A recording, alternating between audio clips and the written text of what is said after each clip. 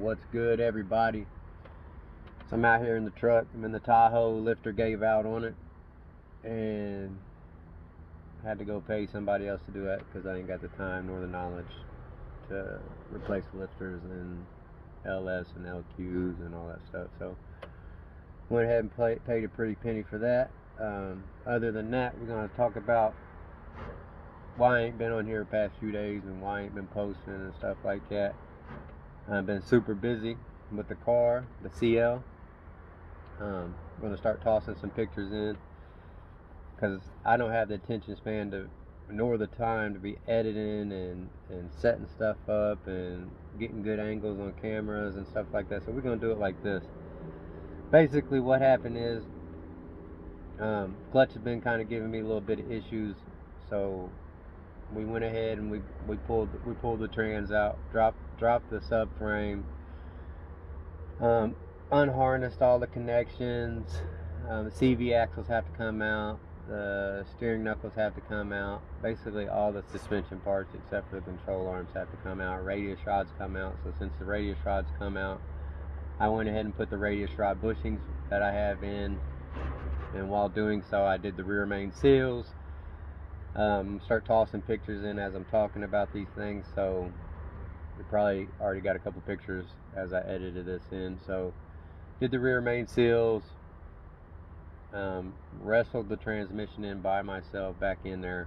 I had a transmission jack and I have an engine brace, but it's such a tight spot, and if you have a CL that's a 6-speed manual, I'm going to let you know there is on the back frame by the firewall, there is a bulb that comes out of the frame that one bolt head will consistently get hung up on every time you get it up there. Even if you get the shaft to go into the engine block, it will still snag that bulb. So I beat it in. I didn't give a shit. I beat that damn thing in, excuse my language. I beat the damn bulb in, so now it don't even exist there no more. And as soon as I did that, I got the transmission to slide right up in there. So just letting you know, if you guys do have a CL, there is a bulb that pops out on the frame that you probably are going to have to knock in unless you have a really good transmission mount that allows you to adjust side to side. And the forum that I read of the PDF, that's what the service manual tells you to do. It tells you to get you a special type of transmission jack that bolts to the side of the transmission and allows you to do a 45-degree angle, come up, get over that bulb, drop the 45-degree angle. So I didn't have that. What I did was I put it in my lap, I pelvis thrusted up, and I drove straight in as soon as I felt, and I was shifting my hips side to side to get it to line up with the bolts and the shaft. They line up with where the sprockets go. So once I got that to slide, I mean, I just literally drove my left hand as hard as I could and got it to slide up there. Not ideal, but it worked. So we got the Clutch Masters flywheel, we got the eBay pressure plate and stage 3 unsprung 6-puck clutch kit from Grip Force.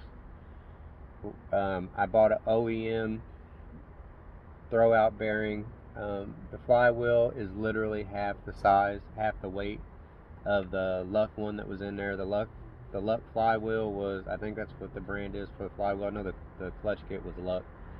Was 31 pounds, and the Clutch Masters flywheel was 16 in the package. So mine is probably about another pound and a half with all the shipping material off of it.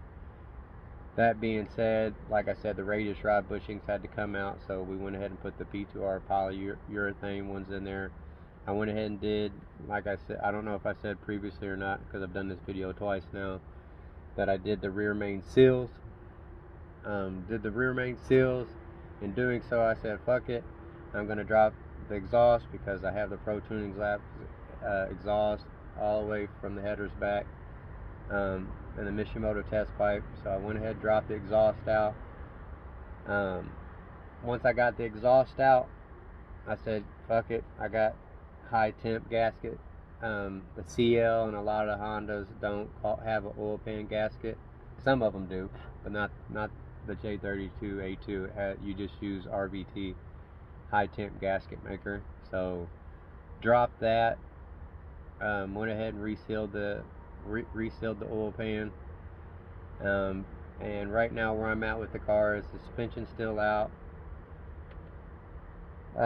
Everything's resealed, subframe's still out, and I got the whole exhaust out and one of the Pro Tuning Lab headers on, and I still got one of the stock headers on also. So I got to get that out, put the rest of the exhaust in, put some oil in the car. I went to Jeff Weiler Honda and got some manual Honda manual transmission fluid. Because I read a lot that if you use anything other than that, it speeds the transmission up. So I went and bought 3 quarts of that. It roughly took, it being bone, like I got it all the way out. That's another thing I want to tell you guys about. The transmission fluid. You have a filler bolt, you have a check bolt, and you have a drain plug. So you take your drain plug out, you open up your filler bolt.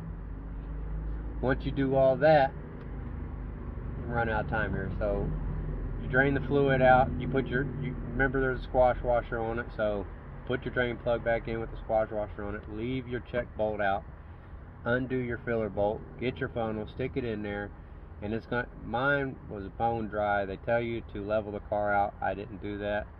I put the intermediate shaft back in because I didn't want no fluid leaking out. Like I said, leave the check bolt out, start to fill it up slowly. Mine took up roughly about 2 to 2.5, maybe 2 1/4 quarts of the transmission fluid. And what happens is you put it in there and you wait for it to slowly start trickling out of that check bolt. And when it stops trickling out, that means it's full enough, and you put your check bolt back in, you put your drain plug back in. But yeah, I'm going to edit this video. I'm going to holler at y'all until the next one. Peace.